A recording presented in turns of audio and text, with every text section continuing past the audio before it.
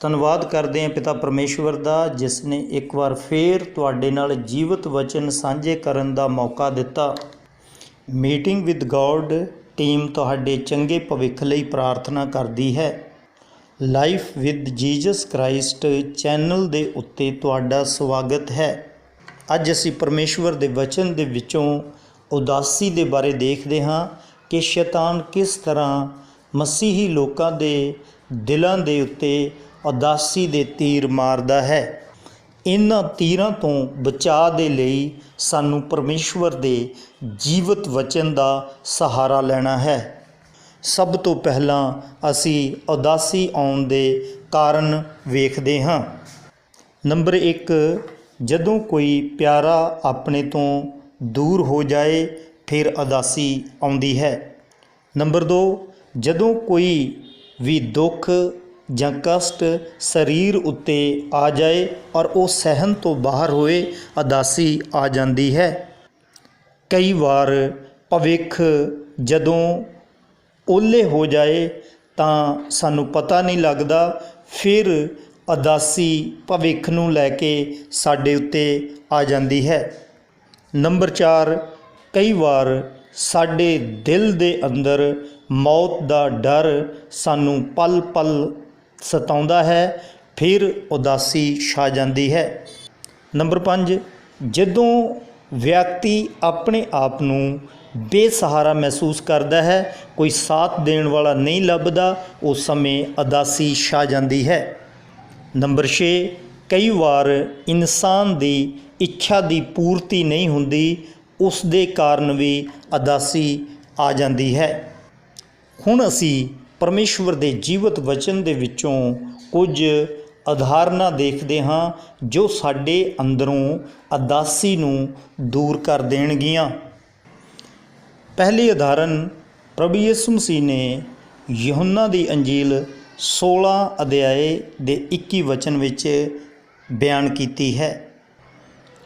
ਜਦ ਤੀਵੀਂ ਜਣਨ ਲੱਗਦੀ ਹੈ ਤਾਂ ਉਦਾਸ ਹੁੰਦੀ ਹੈ, ਇਸ ਕਾਰਨ ਜੋ ਉਹ ਦੀ ਘੜੀ ਆ ਪੁੱਜੀ ਹੈ, ਪਰ ਜਾਂ ਬਾਲਕ ਜਣ ਚੁੱਕਦੀ ਹੈ ਤਾਂ ਐਸ ਖੁਸ਼ੀ ਦੀ ਮਾਰੀ ਜੋ ਇੱਕ ਮਨੁੱਖ ਜਗਤ ਵਿੱਚ ਜੰਮਿਆ ਹੈ, ਉਹ ਉਸ ਪੀੜ ਨੂੰ ਫਿਰ ਚੇਤੇ ਨਹੀਂ ਕਰਦੀ। ਇਸ ਵਚਨ ਦੇ ਵਿੱਚ ਅਸੀਂ ਉਦਾਸੀ ਆਉਣ ਦਾ ਕਾਰਨ ਵੀ ਵੇਖਦੇ ਹਾਂ ਔਰ ਉਦਾਸੀ ਜਾਣ ਦਾ ਕਾਰਨ ਵੀ ਵੇਖਦੇ ਹਾਂ। ਜਦੋਂ ਉਸ ਔਰਤ ਨੂੰ ਬੱਚਾ ਦੇਖਦੀ ਹੈ ਤਾਂ ਉਸ ਨੂੰ ਬਹੁਤ ਸਾਰੇ ਲੋਕ ਵਧਾਈਆਂ ਦਿੰਦੇ ਨੇ ਔਰ ਉਹ ਖੁਸ਼ ਹੋ ਜਾਂਦੀ ਹੈ ਔਰ ਖੁਸ਼ੀ ਦੇ ਨਾਲ ਆਪਣੀ ਪੁਰਾਣੀ ਪੀੜ ਨੂੰ ਭੁੱਲ ਜਾਂਦੀ ਹੈ।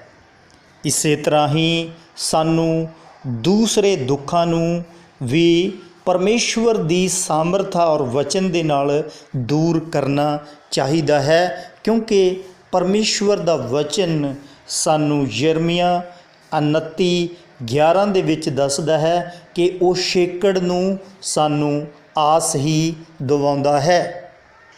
ਪ੍ਰਭੂ ਯਿਸੂ ਮਸੀਹ ਦੀ ਸਲੀਬੀ ਮੌਤ ਤੋਂ ਬਾਅਦ ਜਦੋਂ ਪ੍ਰਭੂ ਯਿਸੂ ਮਸੀਹ ਮੁਰਦਿਆਂ ਦੇ ਵਿੱਚੋਂ ਜੀ ਉੱਠੇ ਤਾਂ ਪ੍ਰਭੂ ਯਿਸੂ ਮਸੀਹ ਦੇ 2 ਚੇਲੇ ਇਮਿਊਸ ਨਾਮ ਦੇ ਇੱਕ ਪਿੰਡ ਨੂੰ ਜਾਂਦੇ ਸਨ।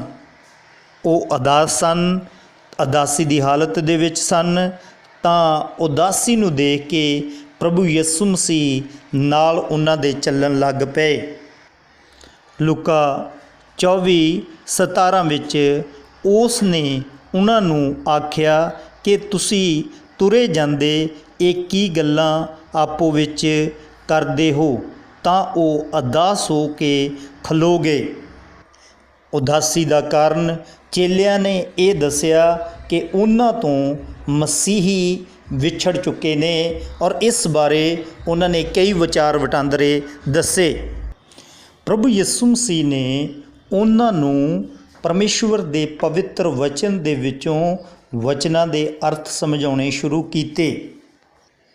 ਅਰਥ ਸੁਣਨ ਦੇ ਹੋਏ ਚੇਲਿਆਂ ਨੇ ਲੂਕਾ 24:31-32 ਵਿੱਚ ਇਸ ਤਰ੍ਹਾਂ ਵਚਨ ਦਰਜ ਕੀਤਾ।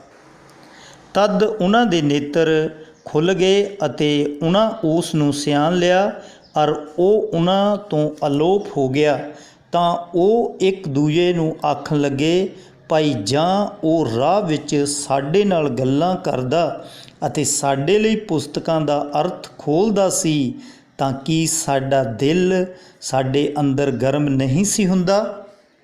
ਹਾਂ ਅਜ਼ੀਜ਼ੋ, ਵਚਨ ਦਾ ਪ੍ਰਕਾਸ਼ ਦਿਲ ਨੂੰ ਗਰਮ ਕਰਦਾ ਹੈ, ਸ਼ੈਤਾਨ ਦੇ ਉਦਾਸੀ ਦੇ ਤੀਰਾਂ ਨੂੰ ਸਾਡੇ ਦਿਲ ਦੇ ਵਿੱਚੋਂ ਕੱਢਦਾ ਹੈ।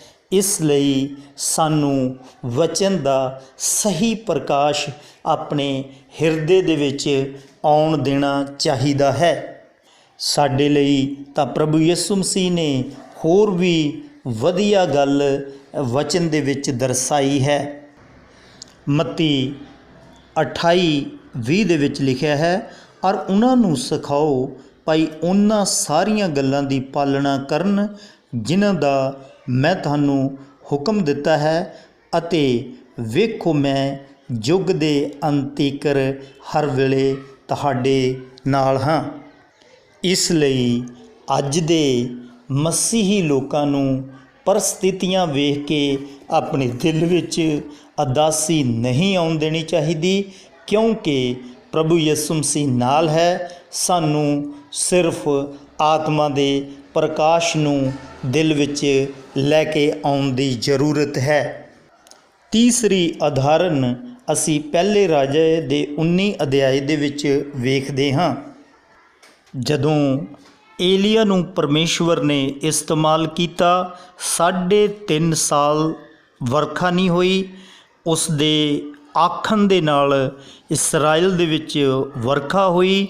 ਉਸ ਤੋਂ ਬਾਅਦ ਏਲੀਆ ਦੇ ਉੱਤੇ ਉਦਾਸੀ ਛਾ ਗਈ, ਕਿਉਂਕਿ ਏਲੀਆ ਨੂੰ ਰਾਜਾ ਆਹਾਬ ਦੀ ਪਤਨੀ ਇਜ਼ਬਲ ਜੋ ਰਾਣੀ ਸੀ, ਉਸਨੇ ਜਾਨ ਤੋਂ ਮਾਰ ਦੇਣ ਦੀ ਧਮਕੀ ਦਿੱਤੀ।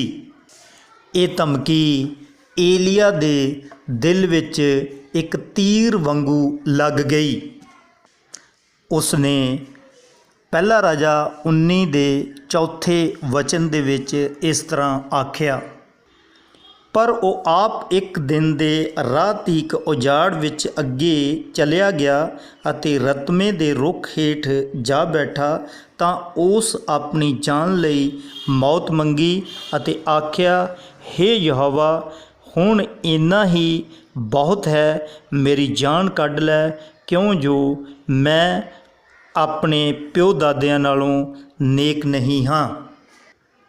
ਅਜ਼ੀਜ਼ੋ, ਆਪਣੀ ਸੋਚ, ਆਪਣਾ ਵਿਚਾਰ, ਆਪਣੇ ਦਿਲ ਦੇ ਖਿਆਲ ਕੁਝ ਹੋਰ ਹੋ ਸਕਦੇ ਨੇ, ਪਰ ਪਰਮੇਸ਼ਵਰ ਦੇ ਖਿਆਲ ਜਾਂ ਸੋਚ ਵਿਚਾਰ ਇਸ ਤਰ੍ਹਾਂ ਸਾਡੇ ਲਈ ਨਹੀਂ ਹੈ। ਪਰਮੇਸ਼ਵਰ ਨੇ ਤਾਂ ਏਲੀਆ ਦੇ ਲਈ ਇੱਕ ਚੰਗੀ ਗੱਲ ਪਹਿਲਾਂ ਤੋਂ ਹੀ ਸੋਚ ਰੱਖੀ ਸੀ। ਉਸ ਗੱਲ ਨੂੰ ਅਸੀਂ ਦੂਜਾ ਰਾਜਾ 2 ਅਧਿਆਏ ਦੇ 11 ਵਚਨ ਵਿੱਚ ਪੜ੍ਹਦੇ ਹਾਂ।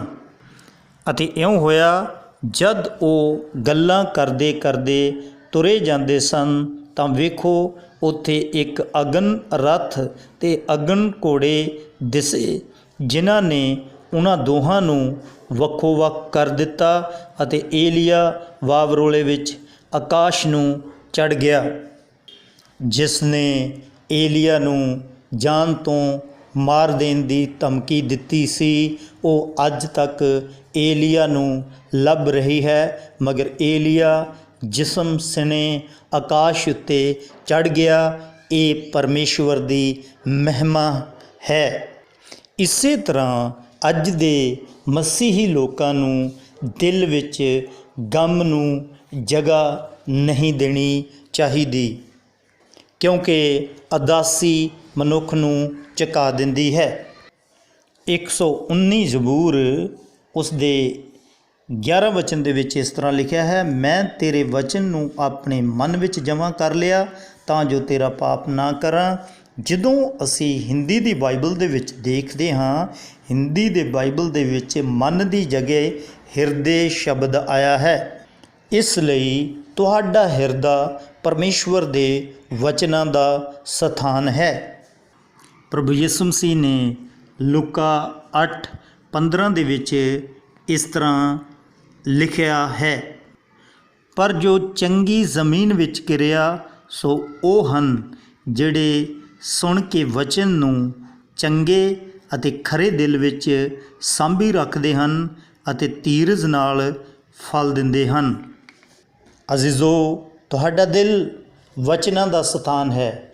ਜਦੋਂ ਤੁਸੀਂ ਹਿਰਦੇ ਦੇ ਵਿੱਚ ਪਰਮੇਸ਼ਵਰ ਦੇ ਸੱਚੇ ਵਚਨਾਂ ਦਾ ਪ੍ਰਕਾਸ਼ ਰੱਖੋਗੇ ਤਾਂ ਸ਼ੈਤਾਨ ਤੁਹਾਡੇ ਦਿਲ ਉੱਤੇ ਕਦੇ ਵੀ ਹਮਲਾ ਨਹੀਂ ਕਰੇਗਾ।